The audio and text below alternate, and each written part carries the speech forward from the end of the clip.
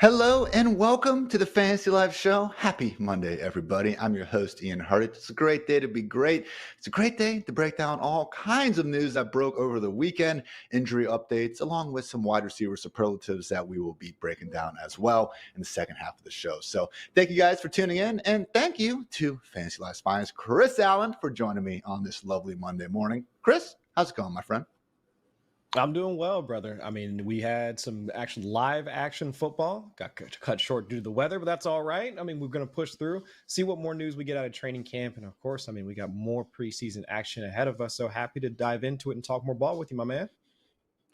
Bears on top of the world, even if it is just for one brief fleeting moment. I know producer Matt will certainly take that. But yeah, everyone, a lot of football going on. And again, it's August, man. How could you not be excited about this? So let's get things started with a quick shout out to our, Fantasy Life Plus.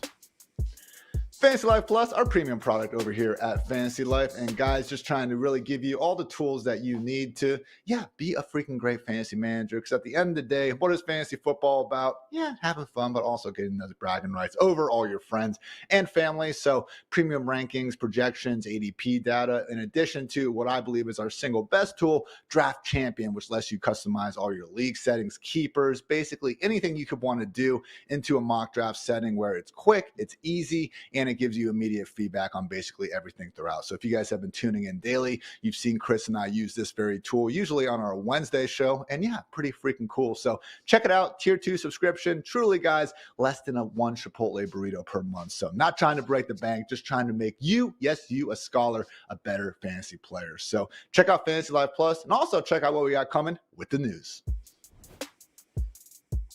Chris, it's been a minute, man.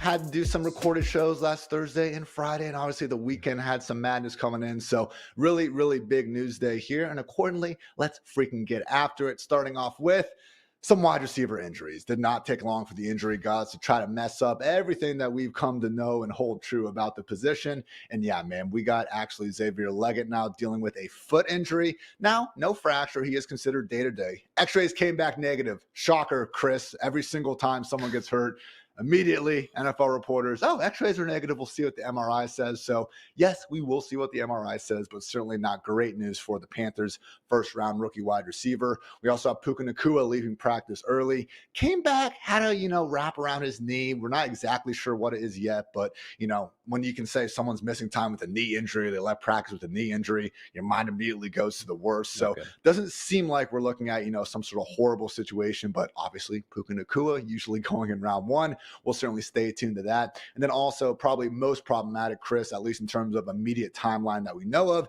is DeAndre Hopkins expecting to miss 4 to 6 weeks with a knee sprain of his own. So Ian Rappaport said a source told him that a return at 4 weeks is likely but not guaranteed. That would put him in position to be out there for week 1. In the meantime, Treylon Burks will be elevated into 3 wide receiver sets alongside Tyler Boyd as well as Calvin Ridley. So just at the top, Chris, I mean, Xavier Leggett, again, banged up, and someone that, again, is raw enough as a player that he could honestly be someone we're not overly worried about in redraft. I mean, what are we waiting for, Chris? Why didn't we not just boom Diontae Johnson up the ranks already, man? We're getting the words out of training camp. We know the man can separate. What are we missing here? Why is Diontae Johnson still a wide receiver 4?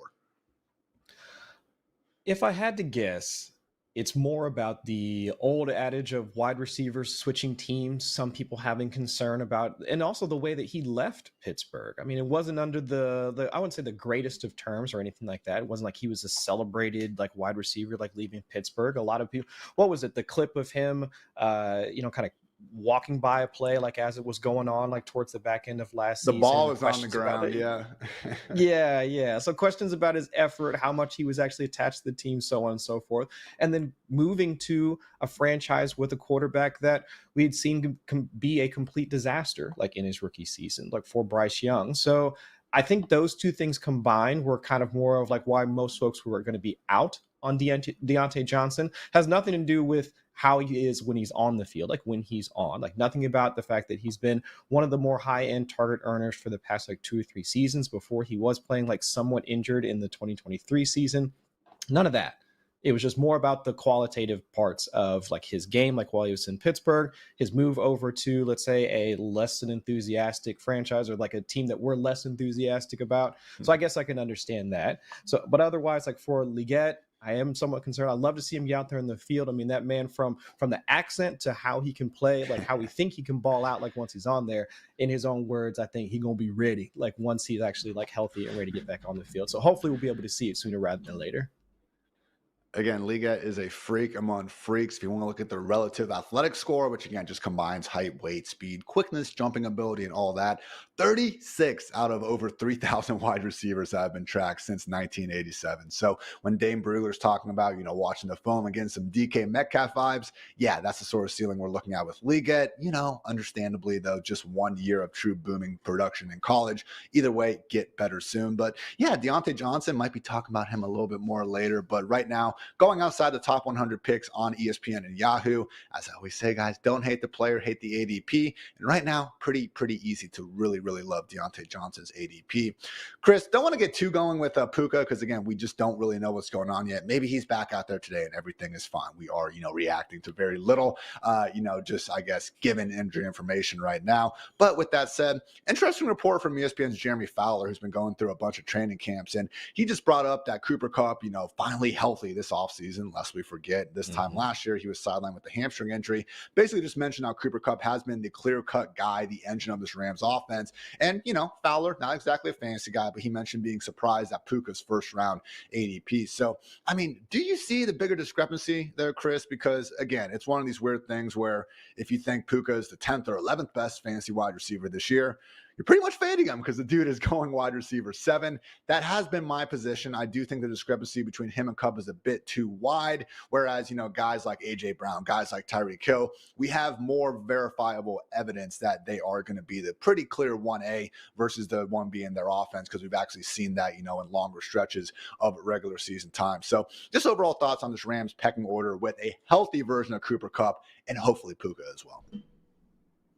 Well, for Cooper Kupp specifically, I think our own Dwayne McFarland pointed out a couple of things in his metrics, like to kind of point to, not to say that he's going over the cliff or hitting that like age decline hard, but just that if you were going to at least make the bet that Puka Nacua has not just the age, but also the production to continue this Rams passing game moving forward, and Cooper Kupp now becomes legitimately the 2 instead of the 1B, I think that's a fair bet to make. And some of the points that Dwayne was making in his article, go ahead and check that out on FantasyLife.com, makes some sense to me. But from everything we've heard over the offseason, to your point, Ian, this kind of highlights the fact that Cooper Kupp has put in the work in order to make sure that he's, from a physical standpoint, he's ready to go. What were the reports about him and Puka? Like they were working out and Puka's over there like vomiting in a trash can and like unable to keep up with Cooper from a workout standpoint. So I can understand like how, at least from this point, that Cooper is the guy that we know going into week 1 for the earlier parts of the season, like should be the guy that we expect him to be, like almost the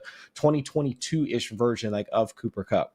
Now, is that going to extend throughout the entirety of the regular season into the playoffs? I think that's the bigger question at this point in his career. I think it's a fair question to ask. So I understand the, I guess, concern with the discrepancy between the two. But if you are kind of just trying to break it up into, is he going to be available for me in the early parts of the season versus when I'm going to really need him, like once we get into like week 13, 14, 15 playoffs portion, like that might be a tougher question to ask. We won't know until we really get into the regular season. And reminder, guys, whether it's Puka or Kupp getting banged up, Demarcus Robinson available in those final few rounds of your draft really does have nice contingent value as this boomer bust wide receiver 4 when those guys are healthy and when they miss time. I don't know, Chris, the dude ripped off 5 straight wide receiver 25 or better finishes from week 13 to week 17 last year, getting a lot of hype out of Rams camp. The wide receiver 3 in Los Angeles and continues to be one of my favorite, again, late round picks out there. So mention Hopkins, don't need to go too far into it. Again, he is going to miss 4 to 6 weeks, but would just say, guys, if you do like Calvin Ridley, keep an eye on that ADP by sites. Again, we make it very easy for you over at Fantasy Life with a cool grid that just shows you exactly where he's going in each provider. And right now, wide receiver 28 over at ESPN, wide receiver 36 at Yahoo. So again, if you are spread out across a lot of fantasy leagues, definitely be more willing to get that value where he's cheapest. What a novel concept that is. But all right, guys, other big news we get to, running back updates. First of all, Andy Reid giving Isaiah Pacheco a good bit of hype, Chris. I mean, he was actually asked about his third down role because Jerick McKinnon's still a free agent. And Andy Reid, pretty specifically called out Pacheco, saying that he's ready to be able to do all that. He's good with the protections. He's good with the technique and fundamentals. channels. He can run on the routes. He's got great hands. Clyde can do that. We've got guys that can step in there and do it. So maybe a little bit of cold water on Deneric Prince. But when you do start looking more at Isaiah Pacheco, Chris, I mean, he's kind of been shafted outside the top 10 RBs. Again, not like he's going that late in drafts. You're still someone, you need to spend the 3rd or 4th round pick on him. But if we just had to sit there and go, okay, who's more likely to get a true 3-down role between Isaiah Pacheco, Kyren Williams, and Derrick Henry? I kind of think it's Pacheco. And then when you go, okay, well, how good are the offenses? They're all pretty freaking great. So, Chris, I mean, at what point do we say maybe Isaiah Pacheco should be going ahead of guys like Kyren Williams and Derrick Henry? Or am I reading too much into freaking August coach speak over here? No. Leave his price where it's at, man. Like, we don't need to be pushing him farther up into the like earlier parts, like the 3rd round. Like, keep that 4th round price tag. Let's keep that same energy you had over the most of the offseason, and like I don't have to pay the premium, because the way that I'm thinking about it, and this is the way that most folks should be looking at these things, like once they get into some of their managed leagues and their drafts throughout the season, is that you're not just taking a singular player. You're taking a player within a tier of other guys and who they can be compared with relative to their workloads. And so if we're having this debate over which workload is better or who can have this type of workload, and some of the guys you named are guys that you can probably put in the same tier, whether it's Kyren Williams, whether it's Derrick Henry, whether it's Isaiah Pacheco, whether it's Travis Etienne. I mean, all of those guys qualitatively would sound like they're going to be the lead rusher, like for each of their respective franchises. They at least have some involvement in the passing game, whether it's a bit more for a guy like could be like for Pacheco, assuming Jerick McKinnon is going to come back. We know that Clyde isn't going to be like a massive part of like the passing game. He might mix in for some 3rd down, but at least for each one of those guys, we can say that they all have like the same type of workload, like early down, some 2-minute stuff, some passing work and whatever. And like all of them are attached to fairly good offenses, whether it's the Rams, whether it's the Ravens, like whether it's the Chiefs and so on and so forth. So like all those guys, they can be drafted into here, but their costs aren't the same, right? Like Kyren Williams on Underdog Fantasy, typically going in like the 3rd round. Derrick Henry, because of everybody's hype around him, going in like the 3rd-ish round. But then Isaiah Pacheco kind of falls like a little bit behind them. You can get him like closer to the 4th round. And so that's where I'm like looking at the player, but I'm also looking at the tier that he falls in. And Pacheco falls behind because we have looked at the fact that they've had other guys like mix in. And when it was Jerick McKinnon there, like he was mixing in and like the goal line, 2-minute, 3rd down. But now without it, like his workload isn't that dissimilar from the other guys that are going 6, 7, almost like a round ahead of him. So I would prefer he stay right there, but qualitatively, or even like from a quantitative standpoint, we know the workloads aren't that different. So there should be some justification to start kicking him up, assuming we're not going to get some sort of news that, the Schefter bomb on like this coming Friday of like Jerick McKinnon re-signing with the Chiefs and all that other stuff. But if everything stays the same, Chris, shut your mouth. You're the one that's talking about moving him up into the 3rd round. Like I just want to keep him here, but as long as we don't get that news that something's changing about the personnel in Kansas City, I think Pacheco should belong with the rest of those guys in the 3rd-ish round. ESPN, Yahoo, we're already seeing Pacheco going round 2 right alongside those guys. But yeah, as Chris said, over an Underdog a bit cheaper. And then even over at Sleeper, pick 31 right now. I mean, when we talk about favorite draft strategies, and Chris and I have really been on the same page in terms of hero RB, when the board does fall the way we're hoping, being one of the premier strategies, if not the premier, method this year, I do think Pacheco is certainly one of those guys in round 2, or preferably, obviously, round 3, where you can then again build your running back room around him, have your hero set up, and then again really just wait the next 5-6 rounds, load up everywhere else, and then get into the RB2 range when appropriate in round 7 or round 8. So Pacheco, over these past 2 seasons, I know he runs like the ground's taking everything he's ever worked for, guys. It's not the prettiest running style in the world.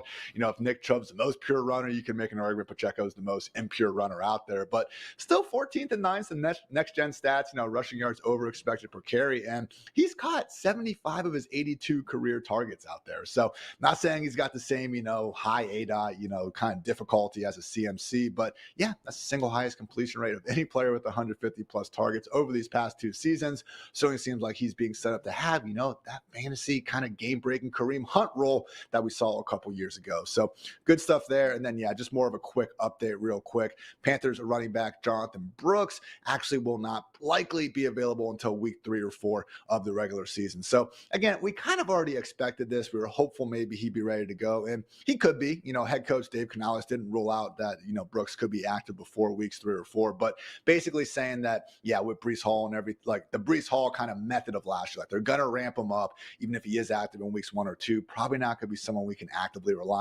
overly rely on, I should say, in fantasy land. So, look, Brooks, this has been more than baked into his ADP already. He's still going, as a borderline RB2 around that RB24 spot in drafts. So just realize, if you are going hero RB, maybe not the best bet to be, your RB2 early on. Or if he is, then yeah, maybe take a long look at Chuba Hubbard going way later in drafts because he is going to have some early season upside with, God forbid Brooks, does take a few extra weeks to get going. Maybe the Chuba era lasts a bit longer. So keep an eye on that situation. But again, not just, fall back or just not terrible news for Jonathan Brooks, just kind of clarifying what we kind of already knew there. So, all right, guys, last big news item. Chris, what would fantasy be if we didn't break down Packers family night snap counts? So I realize this is a bit ridiculous, everyone, but at the same time, if we had first team snap counts for every team out there in practice, I think we'd be paying attention to it. Lord knows we're going to be doing that when the preseason here gets really rolling, I should say, this weekend. So appreciate the true degens that were able to get us this information, Chris, but it is a little bit concerning for one Dontavian Wicks and also one Marshawn Lloyd. So again, first team snap counts from the Packers family night scrimmage. Romeo Doubs was at 81%, Christian Watson 73%, Jaden Reed 60%, then Dontavian Wicks at 23%, even Bo Melton at 19%. And Chris, this does match what we saw last year in the Packers regular season from weeks 5 through 13 when Christian Watson was at his healthiest. So Dontavian Wicks, a favorite of ball knowers out there. I don't think anyone's debating how good he is, but I don't know about you, Chris. I mean, Dontavian Wicks, I think he is the pretty clear-cut wide receiver 4. And I think these snap counts are pretty close to what we're going to be seeing in week 1. Or am I overthinking? Again, Packers family night out here. Maybe a bit of both, because honestly, has the bet we were making on Dontavian Wicks, has that changed at all?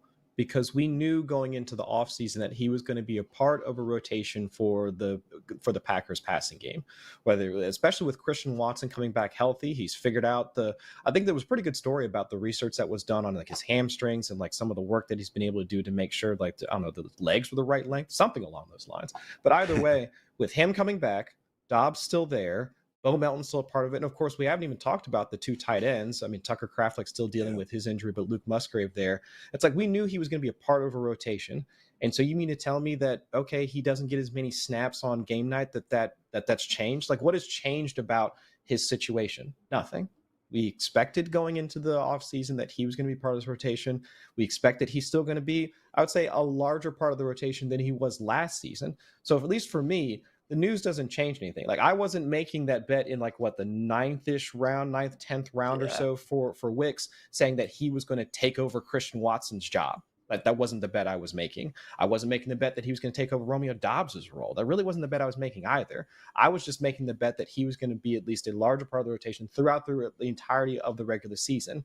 And since we saw that was the case for family night for the Packers, I'm not changing how I view Dontavian Wicks for this season. He's going to be a larger part of the rotation for this year, and that's the bet that we were making beforehand. So I think we should be good for right now. I'm in agreement with you, Chris. Again, not someone I was actively going on my way for. And guess what? If someone does go down any of those top 3 wide receivers, that is the true path to success there for one, Dontavian Wicks. And also, maybe it's just freaking family night and it doesn't overly matter. So final points here. Again, Josh Jacobs currently dealing with a groin injury and was out. It is at least a little bit problematic considering he had the hamstring issue a bit earlier in this offseason. So keep an eye on that. But yeah, without him out there, A.J. Dillon, 21 snaps with the first team. Marshawn Lloyd, just 5. So I think that'd be a lot closer in the regular season. Lloyd's obviously the preferred pass game option, but might be a bit overpriced. Personally, I have been taking guys like Ty Chandler, even Tyler Algier a bit ahead of Lloyd in that placement right now. And Chris mentioned the tight ends. We do have Tucker Kraft still recovering from a torn pec. Luke Musgrave, though, 20 snaps out there. Ben Sims, 8, and Tyler Davis, 7. So still kind of rotating between those backup tight ends. Luke Musgrave, not exactly someone we can fully rely on as our tight end 1 in fantasy. So those were the big 3 news items, kind of stretched 3 to 6, but you guys know how it goes in the big city. Bunch of other stuff went down, though, that I'm going to run through pretty quickly. And then after that, we'll get to some wide receiver superlatives, everyone. So first of all, Some depth chart news. First of all, love all you beat writers out there. Thank you guys for everything. But some clear emerging RB2s based on what we know right now. Blake Corum, obviously, and he could also be featuring on third downs. Trey Sermon's looking like the clear RB2 behind Jonathan Taylor. Bucky Irving is looking like the clear RB2 behind Rashad White. Ty Chandler, more of even a 1B, not just a 2. Mentioned him a couple minutes ago. Justice Hill being called a starter in the eyes of Harbaugh. Not going to be over Derrick Henry, but very much still the RB2 in Baltimore. And Dameon Pierce getting starters rest treatment with Joe Mixon out during the Hall of Fame game. Good to hear when there was some Joe Hart Jordan murmurs going on in Houston. More murky situations. Chicago with Khalil Herbert and Roschon Johnson splitting snaps in the Hall of Fame game. The Chiefs RB2 situation, mentioned that earlier. Dylan Lobb with Las Vegas, certainly getting a lot of third down snaps, which is great, but Zamir White and Alexander Madison still looking like the big 2 there. And the Giants RB competition behind Devin Singletary is quote unquote wide open. We'll note that Mike McDonald gave Kenneth Walker some love, noting that their running back coach really wants to feed the guy and he could be special. I know I've been a little bit down on Kenneth Walker, but I am starting to wonder maybe we could get a 2022 Josh Jacobs situation. Certainly a talented guy. And hey, just because I haven't been drafting enough of him doesn't necessarily mean you guys shouldn't. And then, yeah, Bengals offensive tackle Orlando Brown said, if I could play fantasy football, I take Chase Brown as my first running back. So do with that what you will. But yeah, Chase Brown certainly getting a lot of hype and very, very much still in that conversation as a prime 0 RB target. Clear wide receiver 3s in practice. Cowboys wide receiver Jalen Tolbert, Demarcus Robinson for the Rams, Jawan Jennings for the 49ers. Sorry, Ricky Parasol truthers, at least for now. And sadly, Alec Pierce for the Colts, although A.D. Mitchell is trying to come on strong. Johnny Wilson and Doreese Fountain getting heavy work with the Eagles and Lions. Justin Ross flashing again. It really must be August. And yeah, Texans wide receivers Noah Brown, Robert Woods resting with Nico and company ahead of John Mechie and Xavier Hutchinson right now. More injuries. Justin Herbert, unfortunately, dealing with plantar fascia. I for sure pronounced that wrong, but yeah, hopefully going to be ready for week 1, but going to be in a boot for a little bit and could be limited as the season starts. Certainly not what the Chargers needed as they're adjusting to life under Jim Harbaugh. Also, Geno Smith testing on his knee and hip came back good. Expect to practice today, so great day to be great. Geno, Chargers running back Kamani Vidal not practicing, not sure on the injury. Deontay Foreman, scary situation, got helicoptered away on a board with an upper back, lower neck injury. Taken to the hospital. He is back, at least watching practice. So good for Foreman on that. Kadarius Toney being banged up with a lower body injury. It definitely is August now. Rashid Shaheed, our one true king, missed 2 practices with a hamstring. Reported his tightness shouldn't be too serious, but again, just something to monitor. Jermaine Burton, Jerry Jeudy also dealing with stuff, but fully expecting to be good to go by week 1 and certainly earlier. I know Burton's already back at practice. Chase Claypool, Roman Wilson, Lab McConkey, Quentin Johnson missing time. Rashad Bateman, Devontae Walker both back. Panthers tight end room is all kinds of banged up, giving Jatavian Sanders a good amount of run. Happy retirement, Tariq Cohen. And finally, Matt Moicano, 49ers beat reporter, quote unquote. I've stated for a while that I didn't see any scenario in which the 49ers would trade Brandon Ayuk. Now I believe it's a legitimate option. In a lot of ways, the ball is in Ayuk's court. So I know we've been kind of wondering what's going on with Brandon Ayuk. Really does seem like a trade could be there. Hopefully one of these, quote unquote NFL insiders gets us that soon. So yeah, everyone, again, a lot to catch up over the past week of action, but we did it. So that's the news. And guys, of course, right as I finish up the news, we do get a report from ESPN's Adam Schefter saying that Puka Nacua is indeed considered week to week. So not really ideal going on with that, but you know what is ideal? DraftKings, everybody. Gotta love our friends over there at DraftKings Sportsbook. And whether you've been watching your favorite team from the screen at home or the ballpark in the stands, there's an even better way to get on the action. Check out our partners at DraftKings Sportsbook. New customers who bet just $5 will instantly get $150 back in bonus bets. So personally, really just loving, sprinkling a few doll hairs here and there on some MLB parlays. Got to be back in my first place tribe. And you know what? The Mets have been doing some good things lately. Yankees, not so much, but Lord knows, getting some of those home run parlays with Aaron Judge, never a bad idea in there. So obviously gamble responsibly, but also have freaking fun, people. We do live on a planet floating around a ball of fire after all. So why not, gamble a little bit of money while we're here? So moral of the story, download the DraftKings Sportsbook app now and use our code FantasyLife. And remember, the crown is yours. Chris, it is wide receiver week here on the Fantasy Life show. And again, mentioned some of the injuries, and specifically per ESPN's Adam Schefter, one source described the Puka injury as quote unquote, not serious, but with that week to week tagline, certainly something we'll continue to be talking about. So We got through Puka, talked about Cooper Kupp. Now let's try to get a little bit more positive and talk about some superlatives, guys that we are, excited to draft and potentially expecting to outperform their ADP, which is kind of the goal of fantasy football after all, at the end of the day, isn't it? So kicking things off, Chris, want to talk a little Pittsburgh Steelers action because our first superlative is most likely to absolutely dominate target share at a wide receiver 3 price tag. And I can't help but look at George Pickens and be excited about what he can do. In this games without Diontae, ripped off wide receiver 11, 37, one bust as a wide receiver 65, and then wide receiver 5 finishes. That's 17 fantasy points per game. And as Dre McFarland noted, 26% target share without Diontae Johnson. So yes, should be a run first offense in Pittsburgh. We do have Arthur Smith pulling the strings there and everything. But remember, guys, pretty good things were going on when Smith was coordinating that Titans offense. Really did focus the entire passing game around A.J. Brown and got some really good years out of Ryan Tannehill. So relatively a quarterback upgrade, Chris, over everything we had going on last year, with all due respect to Mason Rudolph's, pretty solid finish there down the stretch. But we'll just point out, even if you're not a believer in Justin Fields or Russell Wilson, Cortland Sutton, 10 touchdowns last season, catching balls from Justin Fields. DJ Moore, career best 1,300 yards and 8 touchdowns, catching passes from Justin Fields. So again, with George Pickens, I almost feel like it's a similar thing as what you talked about, Chris, where like Diontae Johnson, people were kind of holding that one play where the ball was rolling around, around his feet and he wasn't doing much. Just like George Pickens, even though he's made a career of just absolutely, alphaing cornerbacks off the line of scrimmage, there was that play against the Colts, I believe, where he wasn't blocking hard enough that a lot of people chose to get mad about. So not ideal, but end of the day, the man just turned 23 in March. Only Brandon Ayuk, Jalen Waddle, and Tyreek Hill have averaged more yards per target over these past 2 seasons. I don't know about you, Chris, but man, I've been enjoying drafting a lot of George Pickens. Really think we could be looking at someone that, honestly, man, if the targets can get there, 120, 130 targets, I think there's wide receiver 1 upside on the table. I agree. And it's hard to find another wide receiver in that particular range of the draft that offers that much upside from a volume standpoint. Just for a quick mental exercise, I went through our projections over at FantasyLife.com, which are powered by a man with very nice hair. He does like a lot of the projections here, but looking at his projections and comparing the wide receiver 1 that's available in that range of the draft to even just like the next best like wide receiver on their team, and like the delta for like George Pickens to like the next best like wide receiver, which was like Calvin Austin or like whomever, it's like 50 targets in between, like from Pickens to the next guy. Like there's not a wider gap from a wide receiver talent standpoint, like for anybody else that you can get. Like think about the other guys that are like have that wide receiver 3 price tag. It's like T. Higgins, who's got Jamar Chase. It's Keenan Allen with Rome and DJ Moore. Jaden Reed, we just talked about with the Packers. Amari Cooper, like all those other guys, like we know there's almost like either wide receiver 1A in front of them or at least a solid wide receiver 2 behind them. And we know we don't have that like with George Pickens. I mean, we're kind of excited about Pat Freiermuth, like the tight end option. Maybe Jalen Warren can pick up a bit more in the passing game, but it really is just Pickens.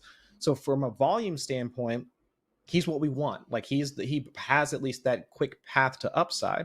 But now it's just, does the passing game actually work for like stylistically with a guy like Pickens and his game? Well, yeah, I mean, we know like what he is from receiving standpoint. He is that guy to line up against like the opposing defenses, like number 1 corner, try and moss the guy, like playing that contested catch type of situation. And like that's been his game like since he came into the league. Does that fit with the quarterbacks that he has? Of course. I mean, Russell Wilson just last season, even though it was a disaster with him and Sean Payton, he was still top 12 in air yards per attempt. So at least that fits that portion of his game. Justin Fields, when he was still slinging it for the Bears, I mean, top 12 in a deep ball rate. So it's like, but like whoever it's going to be under center in week 1, I think betting market is kind of leading towards Mr. Fields.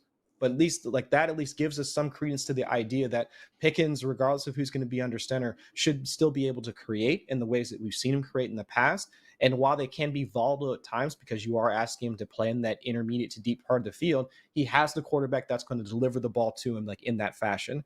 And while like we would hope that he continues to build on his route tree instead of running more posts and like, deep corner routes and all that, and we see a bit more of him on screens and intermediate crossers, I mean, the hope is that Arthur Smith, like, while, I mean, a lot of folks don't have a ton of confidence in what he can be after his time in Atlanta, integrate some of that into his game and allows him to be that full-fledged wide receiver one, at least that we hope he can be. So at least from an intermediate to deep standpoint, I have no concerns over Pickens and what he can be for 2024. It's just more about like, can his route trees like start to like develop a bit more so he can really be that wide receiver one, unlock the talent that we all believe that he has, and really start to press for like that top 24 like type of rank at the end of the season. And I also think it's a pretty good example of being able to buy someone closer to their floor than their ceiling. I mean, wide receiver 29 right now on ESPN, and you kind of mentioned again, Chris, the guys he's going around, which is a lot of players that don't have the opportunity to just completely take over their passing game. So yes, the run first nature is baked into this, but Dwayne's projections right now have 114 targets for George Pickens. That is the same as guys like Jalen Waddle and even Amari Cooper. So should have plenty of opportunities for a guy that really is a freak among freaks, everyone. I mean, when you look at just what he's able to do out there on the field, he's not AJ Brown, but he has that sort of physical and just kind of speed to his game where he can just overwhelm pretty much whatever cornerback you want to put ahead of him. In terms of next gen stats, fastest ball carrier speeds last season, Tyreek Hill, DK Metcalf, Jamar Chase, those are the only guys that were faster than George Pickens. Yeah, pretty good. Third year breakout, lock it in. George Pickens, what could go wrong? Chris mentioned him a little bit earlier, but most likely to absolutely dominate target share at a wide receiver 4 price tag, it is George Pickens' old teammate, Diontae Johnson with the Carolina Panthers. So let the record show, I had this down here last week. So this was before the Xavier Legette injury, not trying to, again, overreact to that day-to-day foot issue too much. But yeah, with Diontae Johnson, man, it just comes down to him being in an offense without a verifiable alpha number 1 wide receiver, with all due respect to what 34-year-old Adam Thielen at this point. Fun first half last year for Thielen. I was a little bit wrong on that back in the day. No one mentioned that, but certainly kind of faded off as the year went along. But just with Diontae, man, ESPN advanced stats, number 1 separator just in their open rating over these past 5 years. And yeah, he's dropped the football, but Chris, here's the leaderboard. Most drops in the NFL over the last 5 years. Tyreek Hill, Diontae Johnson, Deebo Samuel, DK Metcalf, and Stephon Diggs.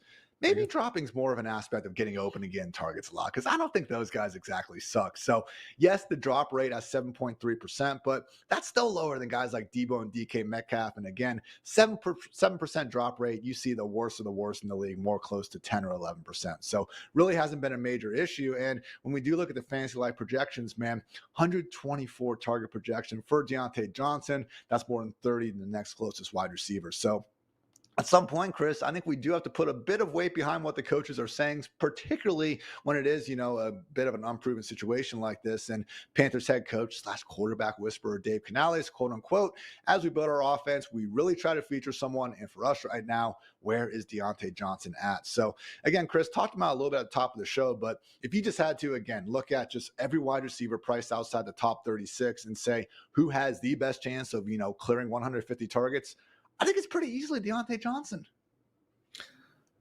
I could try before the knee injury or whatever. I can make the case for DeAndre Hopkins. Like, he was around like a 28-ish% target share just this past season. Chris Godwin has kind of gotten up there. Like, I think he was at like 24-ish% like last year. So it's like those guys like in that range. Okay, maybe, because we've seen them at least get to some of those thresholds like beforehand. But to your point, Ian, like, I don't think we have that same type of concern with Diontae Johnson. Like, before the 2023 season, which was something of a lost year for this, like for Johnson. I mean, he was at like 140, 150, 160 targets over the previous like 3 seasons. I don't see that same upside like for any of those guys like Lad McConkey, Brian Thomas, like JSN, like they are like that's their ADPs are around this. They don't fit in the same bucket as what Diontae Johnson can be. And that's not just from a fact that he was on an offense that didn't have like a ton of talent around him. Like, he was still earning targets at a fairly high rate. I mean, he was top 20 in not just like targets per route run, but also just full on target share and also air yards for the past like 2 seasons, like 2 to 3 seasons. So it's like this guy, like, regardless of who the quarterback has been, regardless of the talent that's been around him, he's been capable of earning targets, I mean, commensurate with like the top wide receivers in the entire league. It's not just the fact that he's been on the Steelers. So if I can't make the same case for the guys that are being drafted around him, I can see some upside with some of them. Like we just mentioned, like Rome Odunze being drafted, like somewhere around like where Diontae is getting drafted. Xavier Worthy, with all of the highlights that we're seeing out of Kansas City, camp and whatnot, like for his connection with Patrick Mahomes. Any of those other guys, Keon Coleman, like insert name here. I cannot make the same case for like just like the floor projection, like what we can actually talk about, like for what is his floor for targets, and like Diontae has that in spades, and also has the chance to be a part of an offense that, I mean, most folks are kind of think like you can see them being like this dark horse type of offense, like rebounding with some of the changes they made along the offensive line. Bryce Young taking hopefully a step forward and not another step back after last season. And then having like I just mentioned, like the lack of target competition. I mean, if you're sending out Jonathan Mingo highlights as the way for this for their passing game to be like the way that they're going to move forward in 2024, I would say Diontae Johnson's chances of being a top 20, at least like top 24 option in 2024 is actually pretty daggone good. I mean, look, things were horrendous last year. I mean, I don't think we need to really get into the stats. Like, take my word for it. Bryce Young was one of the worst quarterbacks in football, one of the worst, rookie quarterbacks really in recent memory. Adam Thielen was still the wide receiver 25 in PPR points per game, even though he barely did anything there in the last, month or two of the season. So we've seen this group, even before Canales got there, still be able to give us at least one fantasy relevant wide receiver. And now everything's telling us Diontae is going to beat that guy, pal, in 2024 and potentially beyond. So wide receiver 37 right now on ESPN and Yahoo alike. Yeah, I am liking me some Diontae Johnson. My wide receiver 33, love the ability to get one of these guys as your wide receiver 4 or 5 in a lot of these lineups, particularly when you are, again, doing more of that hero zero RB strategy. So Diontae Johnson, loving him again, loved him last year. Please, better results for my, bankroll / financial future. So hopefully going to get going there. Chris mentioned Packers family night. And again, as much as it was kind of bad news for Dontavian Wicks, good news for one Christian Watson, which takes us to our next superlative, most likely to emerge as the guy in a crowded wide receiver room. So just, again, ridiculous that this is the problem that the Packers get to be dealing with. I mean, Aaron Rodgers last year there was like, oh man, they have nobody to throw the football to. Now, it's not the best wide receiver room in the league. I mean, we don't have that Justin Jefferson, number one talent, as much as Packers fans try to, kind of get in on the Vikings and Bears fans saying, well, we have, 1 through 4 a bit better. Okay, it's not, the best wide receiver room in the league, but I think you can make a case for top 10 and top 12, top 15, I feel like is easy. And then when you add in the reality, they're spending a league low $11.5 million on the entire group, that's where it truly gets ridiculous. So again, we do have Dobbs. He's going to be out there. We got Watson, Jaden Reed was the most productive last year, even though he's not really going to be too much of a factor, most likely, in 2 wide receiver sets. Dontavian Wicks, even Bo Melton was flashing, a bit down the stretch. Mm-hmm. But through it all, Chris, really, when we did see the highest of highs, both in 2022 and then during the middle part of 2023, it's been Christian Watson being really that guy. Again, 2 touchdown upsides seemingly every time he gets out there on the field. And per Dr. Jeff Mueller, who I cannot say enough great things about, he's actually got this, Mueller injury database I've been leaning on. Really cool tool that, you guys should check out at JM Thrive PT. But, Jeff is actually very high on Watson and legit is saying that getting more symmetrical hamstring strength is crucial and it actually should help lower the chances for future injuries. So I'm knocking on wood. Guys don't want to be, messing with the injury gods too much. But again, Chris, throw ADP out the window. Who do you think scores the most fantasy points for the Packers wide receivers if they all play 17 games? I think it's Christian Watson. I can't disagree with that, honestly. And I think the Packers showed us as much in 2023, like when Christian Watson was healthy. First we'll look at Jordan Love and like how he fits like with the Packers like wide receivers from a stylistic standpoint. Last season, Jordan Love had an 8.5 yard passing average depth of target, which was 6th highest in the league.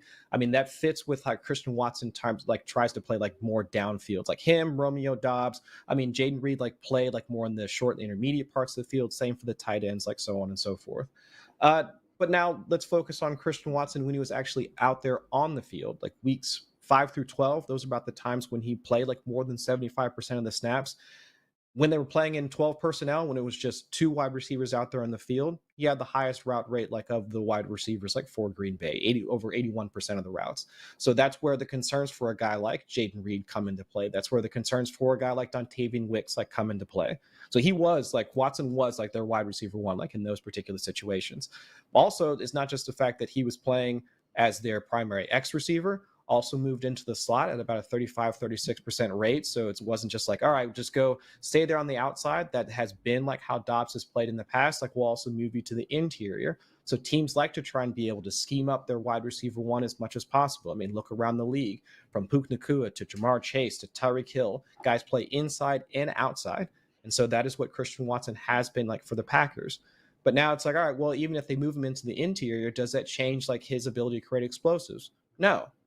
When Christian Watson was healthy, he had 15 deep ball targets, like from Jordan Love. That's the same amount as the total for the rest of the wide receivers, like on the team, like in that short period of time. Ooh, So it's a hot stat. from the deep ball portion to the fact that he had a 22% target share in obvious passing situations. So when Jordan Love and the Packers needed to convert their series and get to the first down, like, Watson was that guy. He has been that guy for him. He can play at all three levels of the field, and he can win in those situations. So if he's back out there and he's healthy, I mean, again, like, I'm hard pressed to believe that there's another option like that for them on the squad to at least emerge as the guy, like, for the 2024 season. And look, there are several guys around this kind of wide receiver 3 borderline I like. We just hyped up Diontae Johnson. I mean, on ESPN, Deontay's wide receiver 37, Watson's wide receiver 39. You can talk yourself into JSN a little bit, wide receiver 40, but I'll take the upside with Watson, which I do think is superior to JSN. And then guys like Jordan Addison, could there be a suspension coming? Man, quarterback play. And then just a lot of the rookies, Xavier Worthy, Keon Coleman, Lab McConkey, Roma Dunze, where I do think they're getting maybe hyped up a bit too much. And not saying they can't ball, but we've seen Christian Watson do it at the NFL level. Please, injury gods, just give us one time. So, Chris, I think we need to do a show, in another week where we just really take guys like Christian Watson, get some candles out, get some prayer circles going, and just really do everything we can for the injury gods to give us 1 year. Because again, 17 games with this guy, man, really, really could be special. And not to take away anything from Jaden Reed and Romeo Doubs, but moral of the story, guys, might just be like, what Packers wide receiver should I be drafting at cost?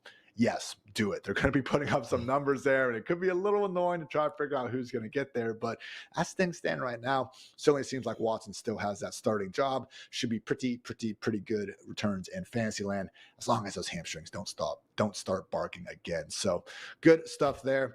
Another guy going, outside the top 36. This one's actually a bit closer to the wide receiver 50 range, but new Bills wide receiver 1, Curtis Samuel, maybe most likely cheap wide receiver. Again, looking more outside the top 50 to ball out in their new environment. And, Chris, we've seen really all these Bills wide receivers getting a bit of hype. Keon Coleman's making some circus catches. Khalil Shakur's gotten some nice words out there as well. But from what I have just, again, been able to piece together from the Bills beat, it does seem like it's going to be Curtis and Khalil Shakur for sure starting. And it seems like Curtis is the one that probably should be out there more in 2 wide receiver sets. And then that third spot will be Keon Coleman's eventually, if not right away. But that's more of the it situation, that X, where we could see, maybe Mac Hollins, maybe Chase Claypool, MVS, guys of that nature factor in at least a bit more during the early part of the season. So, but Curtis Samuel, man, I just think he really brings, missing ingredients to this Bills offense. It really is such a great fit. I mean, seeing what he did with Joe Brady back for those 2020 Panthers, I mean, it's not like that wasn't a fairly crowded offense. CMC did get hurt, but DJ Moore and at that point, Robbie Anderson, a lot of names before on that one. But those guys are both going for over 1,000 yards, but didn't stop Curtis Samuel for, again, 77 catches, 41 carries, and over 1,000 total yards in his own right under Joe Brady. This is a guy, man, 4.31 speed. He can stretch the field, also can run out of the backfield, and also pretty damn good after the catch, which is nice for a Bills wide receiver room that hasn't been bad, but has ranked just 29th in yards after the catch per reception over these past 3 seasons. So Curtis Samuel, get him the football. Good things happen. Easily the best quarterback of his career. I mean, we talk about DJ Moore and Terry McLaurin having some bad, quarterback lists. Curtis is honestly right there with them. I mean, what are we missing here, Chris? I love drafting Curtis Samuel as basically my wide receiver 5, and I think right around that range, man. It's Cortland Sutton, Curtis Samuel, Rashid Shaheed. Not saying you got to take Samuel every time, but after that, it's a pretty big drop-off. You can put J-Mo in that group as well. So at a minimum, man, just when you're looking at that tier and drafting, might not be a bad idea to get one of those guys, because after we get past, again, Curtis, J-Mo, Sutton, and Shaheed, things get dire in a hurry at the wide receiver position. And, this thought just kind of came to me. Are the Bills wide receiver group like the Packers wide receiver group? in that it's going to be more of a rotation of who's going to be the guy that you want all of them on your team. I do think that if you can draft like Keon Coleman at cost with some of the work that we've been able to hear, like the improvements in his route running and all that, I think there's at least a chance that he could be at least a viable option at cost. Curtis Samuel, we're just talking about now, like love what he can bring, reunited with Joe Brady, so on and so forth. And then of course we also like Khalil Shakir, like hearing a ton of news about his connection with Josh Allen. And of course, they got 2 tight ends, like just like the Packers do. I mean, they've got Dalton Kincaid and Dawson Knox, like where they've got Tucker Kraft and Luke Musgrave. So it's like I can see a scenario where a guy like Curtis Samuel, which in my mind I'm kind of equating to like the older version of like Jaden Reed, like for the Packers, where it's like you got the guy that plays like primarily in the slot, but can also work out of the backfield, because we've seen Curtis Samuel do that. I mean, when he was still with the Panthers, like for goodness sakes, like when it was him and DJ Moore, like, we couldn't tell like which one was actually going to be the wide receiver that you wanted to start for that particular week. Sometimes it'd be Curtis Samuel streaking down the field. Next week would be DJ Moore, like shortly afterwards. But to your point, I do think that there's a chance like especially in this offense where we know that Josh Allen is going to still continue to try and sling it downfield. And while Curtis Samuel, a lot of folks will take a look at him and say like he primarily plays like interior, not going to be the guy that you would want to like look at from a deep ball sense, or from a targeting more of the short area of the field. And Curtis Samuel can still work in the short area of the field, about 6-7 yards like per target just last season. But he still works like very well after the catch. I mean, picking up yak was not a problem for him when he was still playing in Washington last season. It's just my question for Samuel is, what are the reps going to look like from a week-to-week standpoint? He was still running about like 50 to 60% of the routes like last season when it was him, Terry McLaurin, and Jahan Dotson. I mean, of course, he's going from Sam Howell to freaking Josh Allen, so that might change things a little bit about his situation. But if he's still going to be able to create after the catch and still be efficient, like with his receptions, about like 1.6 yards per route run, which is not great, but for a wide receiver 3-ish type of cost, especially in that offense where we know that target competition is kind of mid, I can still see a scenario where Curtis Samuel like quickly pays off his ADP. And it's like him and Shakir, like those are the guys I've been targeting the most. But where all those guys go in drafts, again, I want all the guys that are connected to Josh Allen, honestly.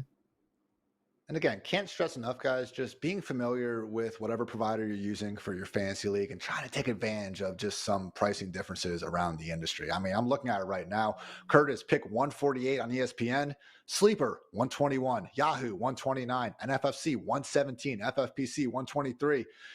Chris, we can't predict the future. We try. It's very hard. But when 4 or 5 sites are saying that Curtis Samuel should be going 2 or 3 rounds ahead of ESPN, I don't know. I'm kind of pointing the finger at ESPN saying I think you guys are a bit wrong there. So loving Curtis Samuel. And again, pick 148. He really can be like your last wide receiver that you take on ESPN. Get your handcuff running backs. And I really think we're going to be sitting here in week 2 going, yeah, one of Josh Allen's top 2 wide receivers was almost available outside the top 150 picks.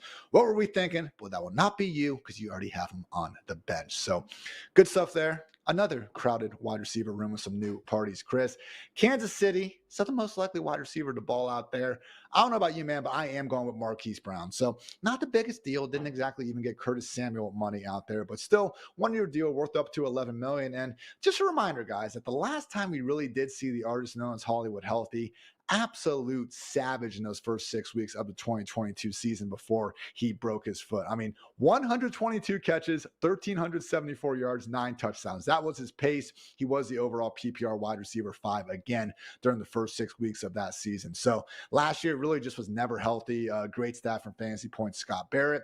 Only Aaron Jones had more games on the injury report listed as questionable than Marquise Brown. And, Chris, sometimes I think it's as simple as, Patrick Mahomes, maybe the best quarterback ever, certainly on, a good pace to get there. I know, Brady, Montana, give them that for now. But best quarterback in the league right now, I think we can all agree on. Maybe not the NFL's, players themselves, but you and me can agree, Chris. So, I think the guy that certainly seems like he's in contention for wide receiver 1 status should be a good pick. So I'm taking Marquise Brown, but I'll say this, man. If you're in a draft, try to leave with one of these Kansas City wide receivers because even if it's not Marquise, we know we trust Mahomes putting up some numbers. So, I'd say his wide receivers are going to have some pretty good years as well. Okay, so I've heard this like idea floated around a little bit, and I want to go ahead. I think it was Davis Maddock. I think Ben Gretsch has like noted this as well. Is that a lot of folks have essentially like put Hollywood Brown as being like kind of washed because he hasn't really panned out. I mean, this is his third team after moving over from the Ravens. I mean, down to the Cardinals, and then and now he's with the Chiefs. Last year he played hurt for a lot of it, so we didn't really get to see a lot of that Kyler to Marquise connection that we'd really hoped when he came on with the Cardinals. But regardless, I think the notion that he's washed and like he's playing injured like last season, like nobody wants to touch him at this point. But we're doing the same thing, but we're drafting Cooper Kupp, even though he was hurt last year, and just saying, oh, well, he's healthy now, so everything's good. We'll push him up in the third round. But Marquise, we knew that he was injured last year, but he still has like that, like going like at least a round to 2 rounds like behind like Hollywood Brown. So it's like, all right, but I get like Cooper Kupp was like the Triple Crown winner, Super Bowl winner, like all this other stuff. Marquise like not at the same vein. But if we are trying to just assign like injury optimism to one guy, but we're not doing it to this other guy as well, that just seems kind of broken, like in that sense. But for Marquise specifically, like how he connects like with Patrick Mahomes, like Coach Peak Index had like a really good quote, I think from back in the May timeframe about Mahomes. They want to try and get back to that intermediate to deep passing game. Like Mahomes, if you just go and look, like pull up any passing stat, like his numbers, while like the production has been there, efficiency has been there, like his average depth of target has decreased steadily for the past like 4 to 5 years. It was at 9.5, like when it was him and Tyreek Hill back in 2018. Ooh. It was 6.8 just last season when they went to the Super Bowl. I mean, that goes to tell you, like, too high coverage, like all the defensive changes, the schematics that have changed over the past like 2 to 3 years, it has affected how he plays the game. But now, if that's going to be a larger emphasis, whether it's him or Xavier Worthy, I mean, Marquise is at least the one that can win at least at all 3 levels of the field in terms of like from an efficiency standpoint. Matt Harmon over at Reception Perception has noted that he hopes that the way that the Chiefs deploy him is different than the way the Cardinals have. He was playing a lot of X receiver, like while he was in Arizona, and Marquise has struggled like against like man and press coverage like throughout the majority of his career. So if the Chiefs can wind up using a bit more of that cheat motion, which they're trying to like at least enforce or police a bit more this season. I mean, the Kansas City was 4th in pre-snap motion just this last season, like up there with like the Dolphins and the Rams, the Packers, and all those other guys. Incorporate Marquise as the guy that might play outside, shift toward the interior, and then do his work afterwards. I see a quicker path to him like becoming at least the guy that we want him to be, like for Patrick Mahomes and for fantasy purposes in this season. Versus, I mean, Rashee Rice, for what he plays and the position that he plays, of course, like he should be a staple of that offense. But now if this team wants to really attack that vertical element that's been missing, Marquise is the guy that's going to be able to do it for him. And that has been the drumbeat every single day out of Chiefs camp, how much more often Mahomes is going downfield. And yeah, he's finally got the wide receivers to do it. Funny how that works. So Marquise Brown, my wide receiver 28, highest fantasy life ranker out of any of them. And yeah, I am proud to say that, at least, for now. That's how fantasy football works, everyone. But last superlative, we'll make this one quick, but most likely late in all caps, round dart to provide boomer bust wide receiver 4 value. And mentioned it earlier talking about Puka Nacua, but I really do think it is Demarcus Robinson, Chris. So yes, we do have Tutu Atwell there. Yes, Jordan Whittingham's gotten a little bit of hype, but beyond that, man, all the reports out of Rams camp, and I understand, as great as the Puka Nacua updates were, 2022 Allen Robinson updates, not quite as good. So again, training camp coach speak, take it, with a bit of a grain of salt, but man, sure sounds like Robinson is locked in as that wide receiver 3, which was the case during the last 5 games of last year. And again, wide receiver 25 production or better in full PPR scoring in each of weeks 13 through 17. It's an offense that's led the NFL in 11 personnel usage each of the past 3 years. I mean, Chris, I know it's a little scary to draft a guy who's 30 years old, never had a 500-yard season, but we're not playing fantasy football in 2022. We're playing in 2024. And right now, Demarcus Robinson, man, going outside the top 70 wide receivers. Like, what am I missing here? I don't think you're missing anything. For folks that haven't been able to pick up a copy of it, go ahead and check out the FantasyLife.com draft magazine that should be available in most stores. There's a very nice man that wrote a couple of sleeper articles in there. Now, one of those sleeper articles might tell you to draft either Will Dissly or Hayden Hurst in the tight end section, but that same man wrote a wide receiver article about Demarcus Robinson. And by this point in the summer, you've probably heard all the stats. I mean, the 95% 3 wide receiver rate, for the Rams, which is the highest in the league. Demarcus Robinson out there, for the majority of those snaps, over the back half of the season, completely displacing Tutu Atwell, so on and so forth. I think the biggest point that at least I missed until looking at a bit more into it was they left a bit of meat on the bone from a passing standpoint. When Stafford came over from from Detroit, like over to the Rams, like for his first 2 seasons there, their pass rate over expectation, like once they got into the red zone, was about like 5 to 6%. Last season, it was actually at -7%. They were passing less in the red zone. Now, that was the influx of Kyron, Matthew Stafford dealing with injuries, so on and so forth. If that moves back to where they were at for the previous 2 seasons, now you can see like more targets for any of the primary 2. Let's assuming Puka comes back, the knee injury is all good and everything like that. But if we're getting more volume in the red zone for all the pass catchers, especially since their tight end situation isn't set in stone, that could be more volume than going to a guy like Demarcus Robinson. So I'm with you, Ian. I do think that like what he provides on the field from at least from a run blocking standpoint, like points to the fact that he should be getting more snaps this season. And of course, the pass catching acumen, we know it's there for D-Rob. So I'm all with you. He should be like one of the guys we're targeting late in drafts this season.